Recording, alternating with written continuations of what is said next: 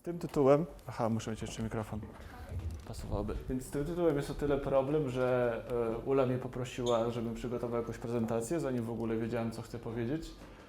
Więc przygotowałem taki tytuł, który generalnie nie mówi nic. Jeszcze śmieszkowy podtytuł.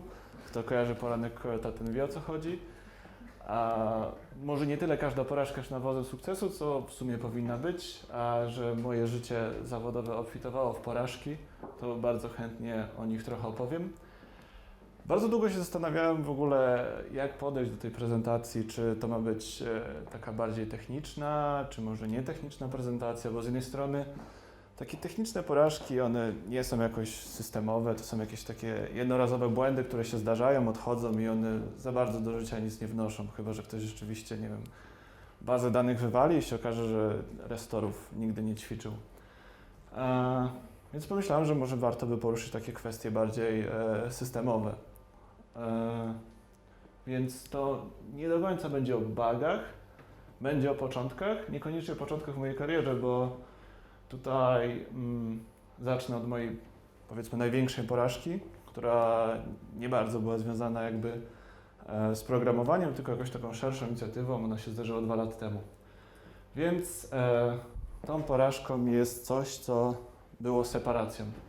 Separacja polegała na tym, że w obecnym projekcie, w którym już jestem kilka lat, dostaliśmy w spadku taki ponad 350 tysięcy linijkowy monolit, 10 lat bodajże albo więcej, czyli same początki skali.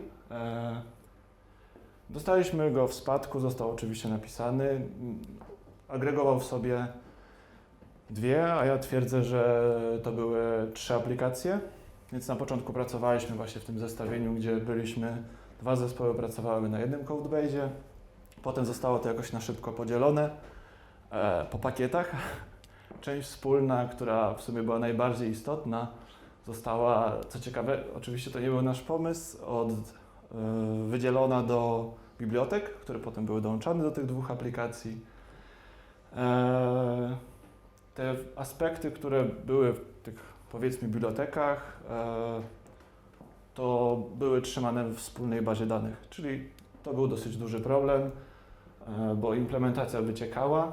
Największy problem był z tym, że w sumie te obiekty nazywały się w dużej mierze tak samo, ale reprezentowały całkowicie inny bounded kontekst, mówiąc językiem DDD. Więc to był generalnie dobry krok, że tak to zaczęli, bo dostaliśmy już swój serwis, mogliśmy sobie to deployować, jakoś mniej więcej zarządzać sami. W jakiś sposób oddzieliliśmy się od tego zespołu, no ale musieliśmy bardzo mocno dbać o to, żeby nie naruszyć tej integracji, no bo mieliśmy wspólną bazę danych. No więc pojawił się temat, żeby to już tak przeciąć do końca. Już mieliśmy sami tą sobie inicjatywę ogarnąć, zaplanować, poprowadzić. No więc wziąłem się za ten temat. Pomyślałem, że w sumie co to takiego trudnego, popatrzeć, które są części wspólne, które nie, jakoś wykminić zależności między nimi, czy są synchroniczne, czy niesynchroniczne, podzielić na 2 części, rozciąć właśnie tutaj jak Kapitan Ameryka ten pień.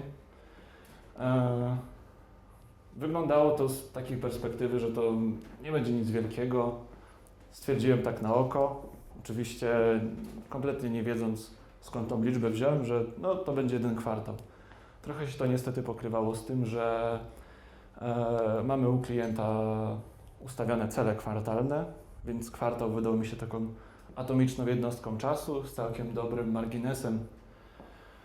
Problem polegał na tym, że jednak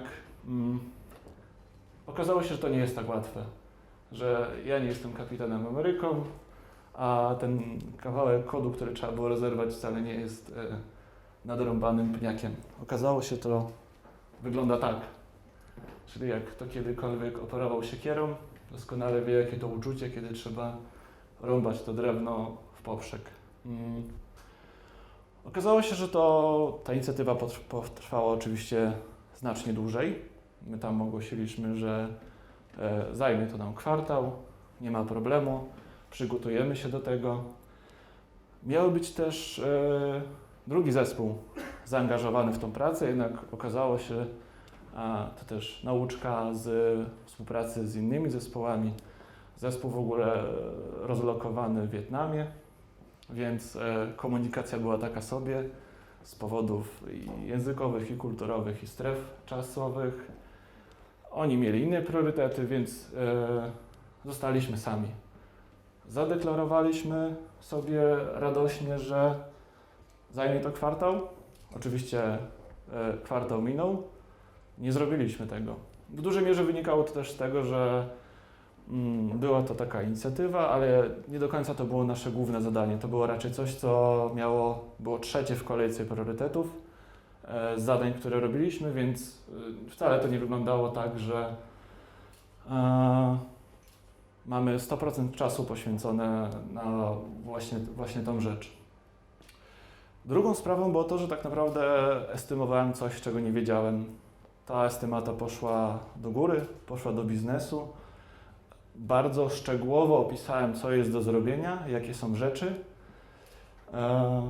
Problem pojawił się z tym, że jak już to wypłynęło, to była trochę sytuacja jak z szczegółami implementacyjnymi, które wypływają do klienta lub stan bazy danych, który wypływa do użytkowników naszego API. Jak już to wypłynie, to ciężko się z tego wycofać. Więc rozpoczęliśmy tą długą inicjatywę, która koniec końców trwała rok.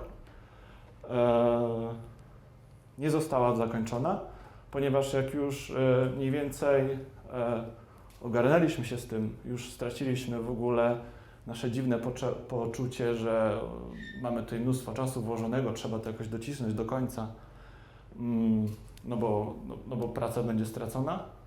Daliśmy już bardziej realne estymaty, które uwzględniały też nasz stopień niepewności. Wyestymowaliśmy to na jakąś ilość czasu.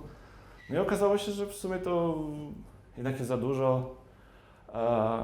Klient nie chce w to kasy dalej pchać, że to się ciągnie za długo. No i ta cała sprawa została ubita. Problemy, jakie tutaj mieliśmy, dlaczego w ogóle się skończyło, jak skończyło? Po pierwsze, nie za bardzo wiedzieliśmy, co było w kodzie i estymowaliśmy coś, czego nie wiemy, czyli strzelaliśmy liczbami z kosmosu. Druga rzecz była taka, że nie powinniśmy podchodzić do tego w taki sposób właśnie, to był typowy planning waterfallowy. Mamy inicjatywę separacji, puszczamy ją, a potem stwierdziliśmy po jakimś czasie, że jak już będziemy następnym razem podchodzić do takich rzeczy, to warto sobie to porozbijać na części. Wiadomo, to nie jest tak, że robi się takie coś od razu, tylko są składowe tego. Dlatego znacznie lepiej byłoby po kolei, część po części analizować, dawać informacje do klienta, jak to idzie, jaki jest progres. Bo tak naprawdę nie ma tu kwestii tego, że nie ma na to budżetu, nie ma pieniędzy, no bo i tak pracujemy nadal w tym projekcie, i tak nadal nam płacą, tylko płacą za coś innego. Bardziej to mi się wydaje, że wynikało z tego, że oni mieli poczucie, że to w ogóle się nie posuwa do przodu, no bo minął rok, coś nadal nie jest zakończone. Tego bardzo ważne jest, uważam, że następnym razem, jak będę do takich rzeczy podchodził, to zacznę od bardziej granularnego podejścia, żeby otwierać szampana po każdym udanym etapie, no bo teraz jak usiedliśmy separację, no to dopóki nie skończymy, to nie ma szampana. Powiedzielibyśmy ogarnąć tą część systemu, to by się dało zrobić, byłoby bardziej estymowalne, dowieźlibyśmy to, wszyscy byliby zadowoleni. Druga też sprawa jest taka, że ten kod, który dostaliśmy, nie byliśmy do tego do końca przygotowani, bo mieliśmy tam jakiś czas na TD, czekaliśmy, aż będziemy mieć czas na poprawienie tego systemu, ale jak każdy z Was wie, zawsze jest tak, że refactoring nie ma wartości biznesowej do momentu, aż coś się wysypie, wtedy nagle ją zyskuje, ale jak już pójdzie RCA, to wtedy z powrotem traci. Dlatego bardzo ważne jest w pracy z takimi systemami, właśnie takimi 10-letnimi legacy monolitami, żeby na bieżąco sobie ogarniać sprawy, bo nigdy nie wiadomo, kiedy wypłynie okazja do czegoś takiego jak ta nasza separacja. Druga moja porażka. Kto z Was wie, co to jest CQRS? to może ty powiesz. Okej, nie chcę powiedzieć. Ale mnie... Ktoś jeszcze? Bo bardzo nisko te ręce. Paweł? Command Square Responsibility Segregation, czyli chodzi generalnie o oddzielenie tego modelu, data modelu, który służy do odczytania, a drugi jest do zapisywania. Gospodarem często też są oddzielne, mogą być oddzielne bazy danych, które się synchronizują, na przykład asynchronicznie. No okej, dokładnie jest tak. A co nam to daje, że mamy CQRS-a? Na przykład jeżeli mamy asymetrię, jeśli chodzi o zapis i odczyt,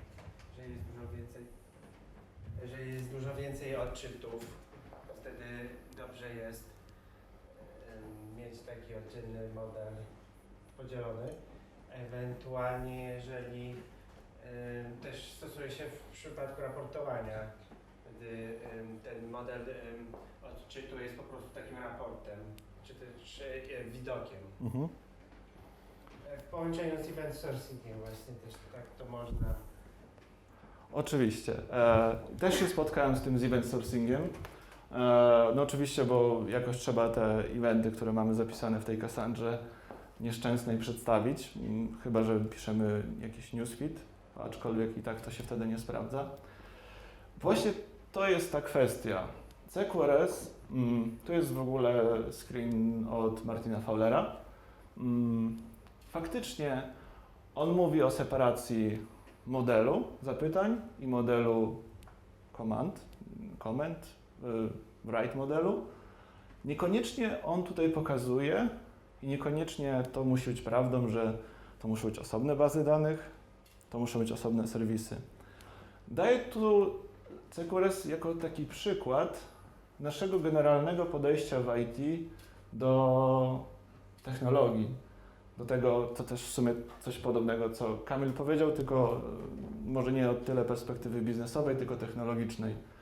Jako programiści bardzo lubimy taki nie feature creep, tylko technology creep. Czyli mamy jakiś problem,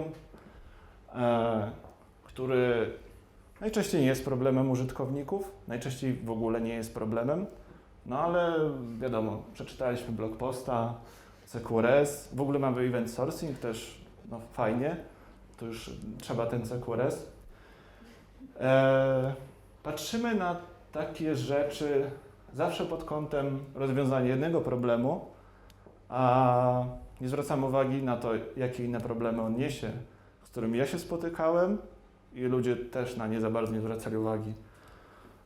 Prosty przykład event sourcingu CQRS-a Vaka Persistence. Działa to na tej zasadzie, że persystujemy event w tym journalu i jako callback wysyłamy na kolejkę.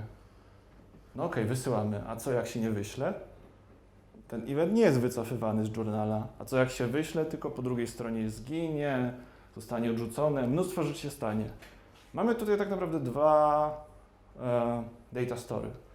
Mamy tak naprawdę dwa data story, które stoją, więc żeby to dobrze ogarnąć, potrzeba rozproszonych transakcji. Czyli już coś, co jest takim no-go w naszym środowisku. Nikt na to nie zwraca niestety uwagi, bo rozwiązuje to nasz jeden problem, który sobie sami stworzyliśmy. Niekoniecznie był podyktowany przez użytkowników, przez potrzeby naszej aplikacji.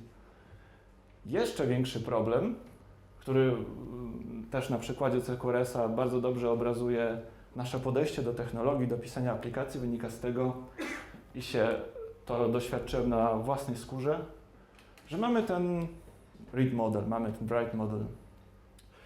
On, jak Paweł powiedział, najczęściej zapis idzie do write modelu, potem jest propagowany po kolejce do read. Czyli mamy to nasze słynne eventual consistency. Teraz, co w przypadku, jak jesteśmy takim użytkownikiem, wprowadzamy sobie jakieś zmiany, OK, przechodzą walidację, idą do write modelu, ale co w read modelu? Co się stanie? Mogą się pojawić te zmiany? Opóźnienie, dokładnie. Czyli jesteśmy takim użytkownikiem, który wprowadza swoje imię, nazwisko i teraz co? Refresh, ale w read modelu nie ma tego. No to jeszcze raz. No to jeszcze raz. No to super user experience aplikacji 2020. Właśnie. Można dać spinner, można to na milion sposobów ograć UX-owo. My to ograliśmy w bardzo kreatywny sposób. Użyliśmy Aka Remote, które w ogóle blokowało to zapytanie, czyli całkowite zaprzeczenie tej koncepcji, bo musieliśmy zrobić na szybko, bo jak się okazało, że już ta aplikacja poszła do jakichś klientów i nie do końca działa, to trzeba było to jakoś załatać. Użyliśmy Aka Remote, które ma mnóstwo wad, jest strasznie niezalecane do użycia w jakiejkolwiek prawdziwej aplikacji. Blokowaliśmy to zapytanie użytkownika, czekaliśmy, aż się spropaguje. Nie spropagowało się, no to timeout, czyli tragiczny user experience. Jakie jest tak naprawdę prawdziwe? Ja absolutnie nie mam nic przeciwko CQRS-owi, nawet takiej kombinacji, tylko jaki tu mamy problem? Problem wynika z tego, że wprowadzamy sobie pojęcie eventual consistency. Słyszymy o tym, że to jest OK, tak działa internet, ale nasi użytkownicy tego nie wiedzą. Nie wytłumaczymy im tego, nawet nie będzie mieć możliwości, bo z nimi nie gadamy. A będzie to raczej słabo oczekiwać, że każdemu będziemy tłumaczyć, że no, mamy to eventual consistency, musisz być cierpliwy, ta wartość się pojawi, no bo sieć jest jaka jest opóźnienie, jakieś błędy propagacji, retransmisji, wszystko. Cierpliwości, będzie Pan zadowolony. No niestety nie możemy tak robić. I zamiast podejść to w taki sposób, dobra, musimy użyć CQRS-a i teraz czy nasz write model i read model będzie obsługiwany przez tą samą osobę czy dwie? Bo jeśli to będą dwie różne osoby, czyli wprowadzamy jakąś zmianę dla innej grupy użytkowników, na przykład powiedzmy przykład tej aplikacji, na którą ja teraz pracuję, to jest aplikacja do dostarczania reklam do odbiorców telewizyjnych, czyli gość z jednej strony wgrywa reklamę i ona po przejściu wszystkich tych różnych quality checków, różnych serwisów, dodawania napisów, dubbingów itd. Zostanie dostarczona do broadcasterów. Tutaj eventual consistency nam perfekcyjnie działa, bo broadcaster nie wie, kiedy my wysłaliśmy tą reklamę. Jak najbardziej możemy użyć CQRS-a, ale na pewno nie w sytuacji, w której jesteśmy tym samym użytkownikiem, jeden użytkownik rozpoczyna jakąś akcję i jest odbiorcą jej rezultatów. Tutaj mam mały test. Czy możecie mi powiedzieć, która z tych linii jest dłuższa? Czy ta na górze, czy ta na dole, czy one są równe? Na górze. Tak, teraz pytasz, czy istnieją, czy nie. Nie, aż tak nie. Tej wersji tego zadanka nie kojarzę. Więc kto mówi, że ta na dole jest dłuższa? Nikt. No też bym nie powiedział. Że ta na górze jest dłuższa. Dobrze, jakaś część. Czyli reszta, ktoś się wstrzymuje, reszta mówi, że są równe, tak? Czy chyba, że ktoś się wstrzymuje? Janek się wstrzymuje. No, niestety. Z czego to wynika? Wynika to z tego, że to jest bardzo znany eksperyment. Pierwszy raz zobaczyłem to w książce Daniela Kahnemana Thinking Fast and Slow. Pewnie dużo osób z Was też go znała, dlatego skojarzyła właśnie te dwie strzałki, jedna z grotami do środka, druga na zewnątrz. No i faktycznie było tak, że wtedy w oryginalnej wersji tego eksperymentu one były równe. No, tu nie są. Co to pokazuje? To trochę pokazuje nasze podejście do rozwiązywania problemów, do pisania kodu, tworzenia systemów IT.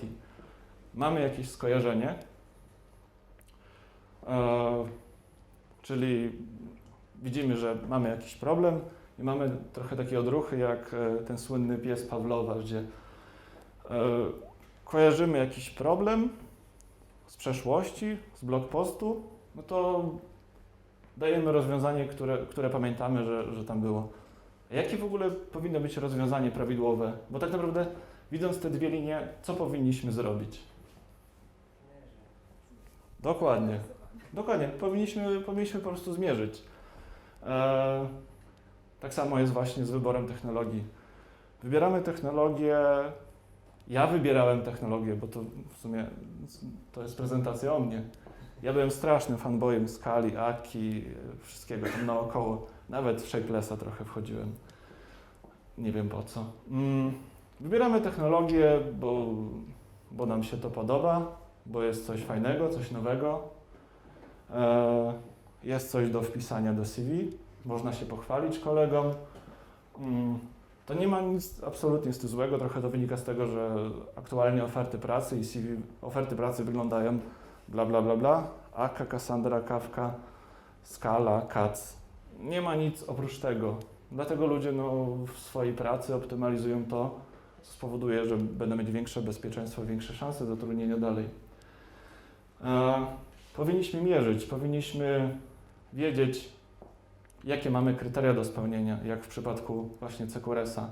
No fajnie, rozwiązuje to nam nasz problem, ale czy możemy sobie na to pozwolić, czy nie wytworzy innego problemu?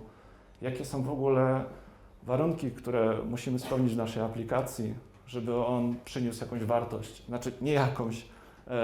Przede wszystkim musimy określić, jakie wartości oczekujemy, bo wszystko może przynieść jakąś wartość, ale może przynieść dużo więcej szkód. No i wtedy wychodzimy koniec końców na minus.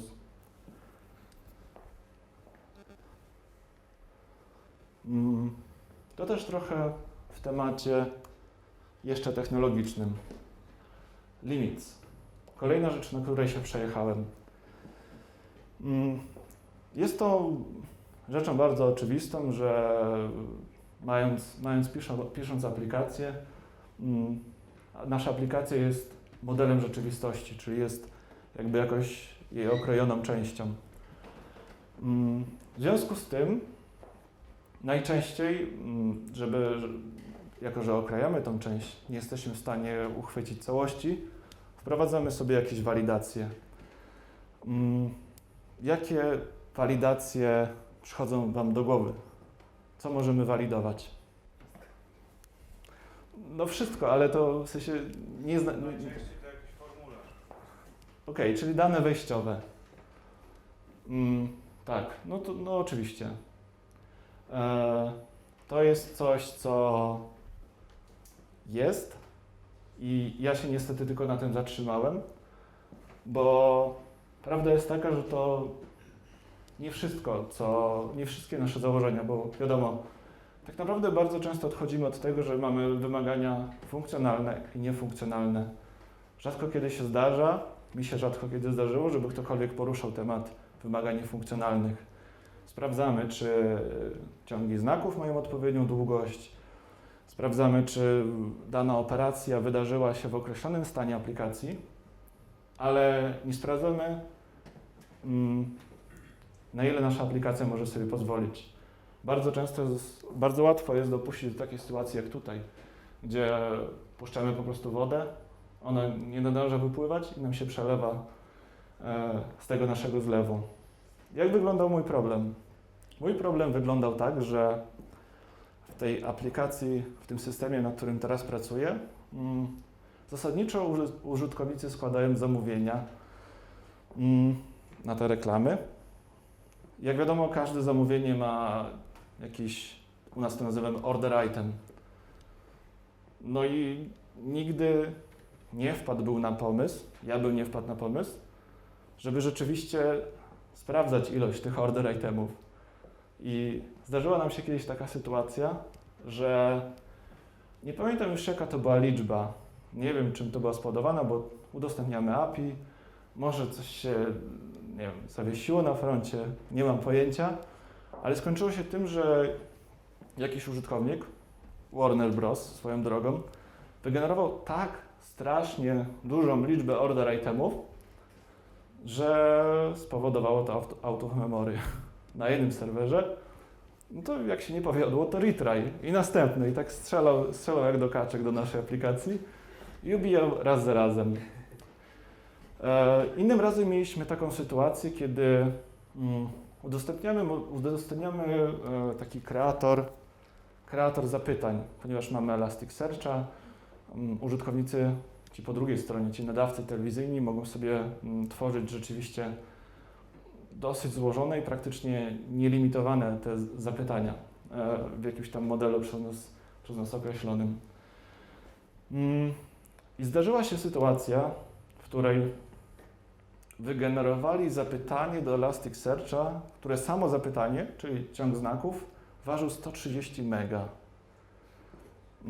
Skończyło się to tak, oczywiście dostaliśmy zgłoszenie, że nie działa, proszę napraw. No ale no, co nie działa? No, tutaj nie ma jakiegoś nie wiadomo jakiego zużycia procesora. Okazało się, że ten Elasticsearch cały czas to mielił pod spodem. Zapytanie HTTP oczywiście się zerwało.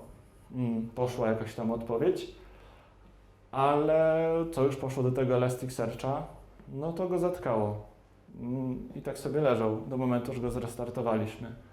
Dlatego tutaj wielka nauczka, wielki błąd, który popełniłem w swojej karierze.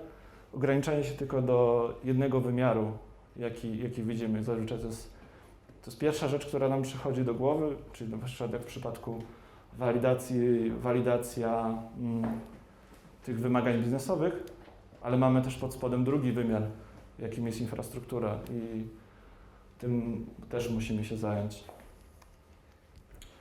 Teraz przejdźmy trochę do tematów miękkich. Komu z Was kiedyś zdarzyło się tak, że pracowaliście bardzo ciężko nad problemem, cały dzień, może nawet 2, a koniec końców przyszliście następny dzień i tak w pierwszej godzinie ten problem rozwiązaliście?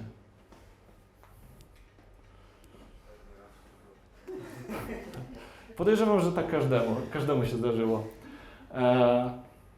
Nie wiem za bardzo, z czego to wynika.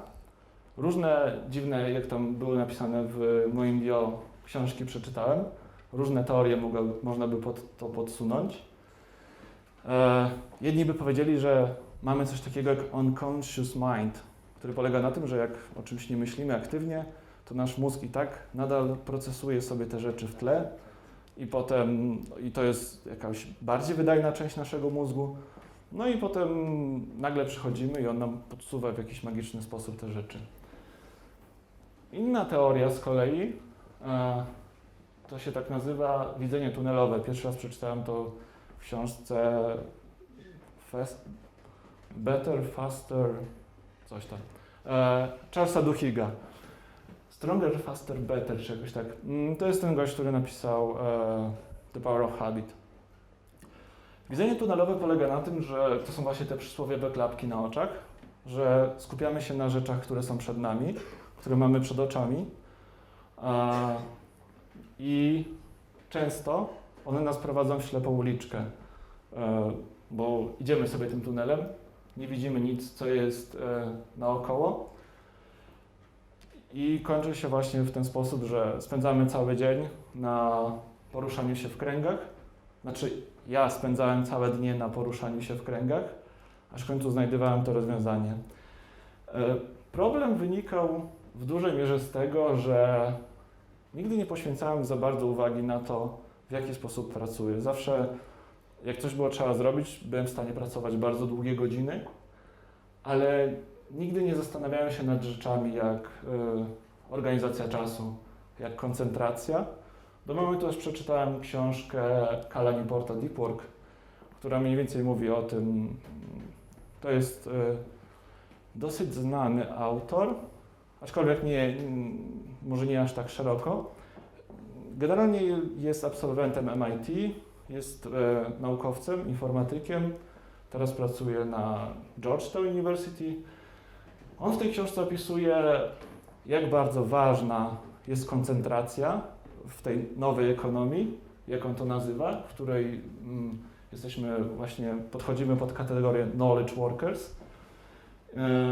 Jak bardzo ważna jest koncentracja, jak na nią pracować. Więc po przeczytaniu tej książki zacząłem bardziej zwracać uwagę na te rzeczy i doszedłem do wniosku, że problemy, które napotkałem, problemy, które też Wy doświadczyliście, w dużej mierze wynikają z tego, że nie organizujemy sobie pracy. Nie organizujemy sobie pracy Zazwyczaj wygląda tak, że bierzemy zadanie, ono już powiedzmy jest jakoś zaplanowane, potwierdzone mniej więcej jak ma wyglądać. No i może ktoś rzeczywiście zastanowi się, gdzie by je włożyć, w którą część systemu by najlepiej pasowało. No i zaczynamy pracę, ale tak naprawdę w głowie mamy co? No musimy zrobić zadanie to i to. Dobrym przykładem powiedzmy będzie tu debugging, który polega na stawianiu jakichś hipotez, potem ich odrzucaniu, potwierdzaniu i szukaniu jakiegoś źródła problemu. Czyli dostajemy jakiś problem, zgłoszenie, że nam coś nie działa. Bardzo często u mnie się to kończyło tym, że patrzyłem w jakieś logi, szukałem pod jakimś kątem, który mi się wydawało, że ta część systemu jest za to odpowiedzialna. Patrzyłem w te logi, szukałem i tak mijał mi cały dzień, bo trochę mnie ktoś rozpraszał. I w końcu potem ktoś do mnie podchodzi i wskazuje mi, a może to jest ta kwestia. I okazuje się, że w ogóle szukałem w złym miejscu. Wynika to z tego, że na dobrą sprawę nie wiedziałem, czego szukać. Jak do tego teraz podchodzę? Czy ktoś z Was kojarzy Pomodoro? Całkiem dużo. Mnie to zawsze strasznie zadziwia, że tak mało ludzi zna tą technikę. Generalnie Pomodoro polega na tym, nazwa pochodzi od zegarka kuchennego w kształcie pomidora. Zostało to opracowane przez Włocha Francesco Cirillo, który użył tego pomidora podczas swojego pobytu na uniwersytecie, podczas nauki jako student. Z grubsza przebiega to tak i to w takiej podstawowej wersji wygląda to tak, że nastawiamy sobie ten zegarek na 25 minut, ten timer. Przez ten czas pracujemy nad jakoś jedną rzeczą, kompletnie bez rozproszeń, bez pisania na Slacku, bez sprawdzania Facebooka. Po 25 minutach, czy jakimkolwiek innym czasie, który sobie wyznaczymy, ten timer dzwoni i wtedy mamy czas na przerwę. Następuje 5-minutowa przerwa, po tym się zaczyna następny cykl. No i po takich 5-4, jak tu jest napisane na tej grafice, bo to jest dosyć arbitralna ilość, mamy dłuższą przerwę, taką 30-minutową. W jaki sposób mi to pomogło z moim problemem? Ja trochę idę dalej i to też jest oryginalna wersja Pomodoro, która polega na tym, że nie ograniczamy się tylko do startowania tego timera, ale piszemy sobie listę zadań. Piszemy sobie listę zadań, które chcemy wykonać. Najczęściej zauważyłem u siebie, że wpadałem w te swoje pętle, że za bardzo nie wiedziałem, co ja chcę osiągnąć. Nie wiedziałem, gdzie jest punkt stopu. To też bardzo dobry przykład jest właśnie w jakichś takich dłuższych inicjatywach, czy w walidowaniu jakichś pomysłów. Kompletnie nie wiedziałem. Mogłem spędzić cały dzień na szukaniu czegoś, czego tam na pewno nie ma. Teraz, mając to Pomodoro, mniej więcej działa na tej zasadzie, że powiedzmy, biorąc na tapetę analogię z logami, piszę sobie plan, co należy sprawdzić, logi tej części, ten monitoring. Ustawiam sobie, jaki apetyt chcę na to wyznaczyć, czyli to nie tyle chodzi o wyestymowanie, ile twierdzę, że to zajmie, tylko ile czasu wydaje mi się, że powinienem na to poświęcić. Powiedzmy, że 2 Pomodoro na jakiś jeden log. Po tym czasie, kiedy mi się te 2 Pomodoro skończą, nie zostaję przy tym logu, tylko przeskakuję do następnego. Dzięki temu wyrywam się z tego całego krążenia w jednym obszarze. Jest coś takiego, co się nazywa prawo Parkinsona. Ona mówi generalnie o to, że mamy tyle czasu na jakaś aktywność, jakieś zadanie zajmuje nam tyle czasu, ile na nie mamy.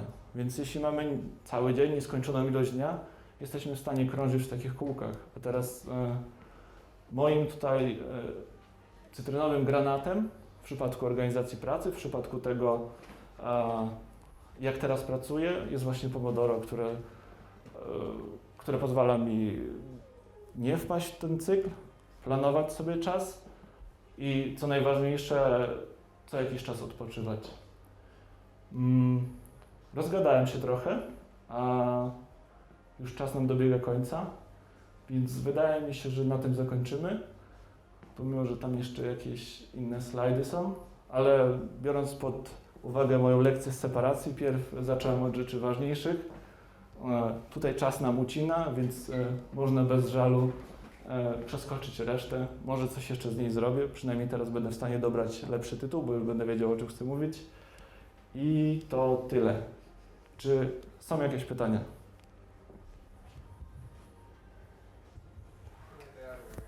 Okej, super.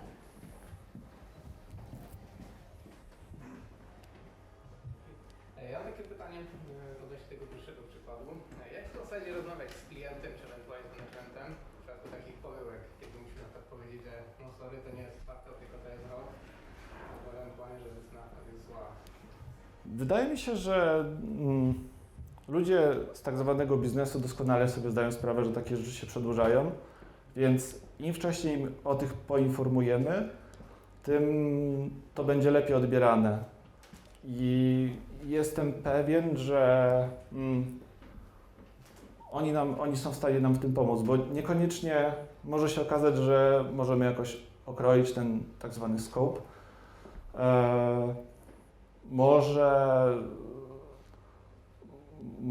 Może jesteśmy w stanie pójść inną drogą, tylko no, przede wszystkim jeśli widzimy już, bo najgorsze co może być, to nagle skończyć ten okres i powiedzieć, no nie udało się. No, widzimy mniej więcej po kolei, jakie sprawy wychodzą i im wcześniej to zakomunikujemy, że jest jakiś problem, tym lepiej, bo tak jak mówię, no, nie tyle to wynika z tego, że komuś powiedzmy szkoda pieniędzy na utopienie w czegoś, tylko ktoś widzi, że to się nie porusza i zazwyczaj to jest ktoś, kto nie ma kontaktu z nami, nie wie jak pracujemy, więc takie coś trochę podcina nasze zaufanie.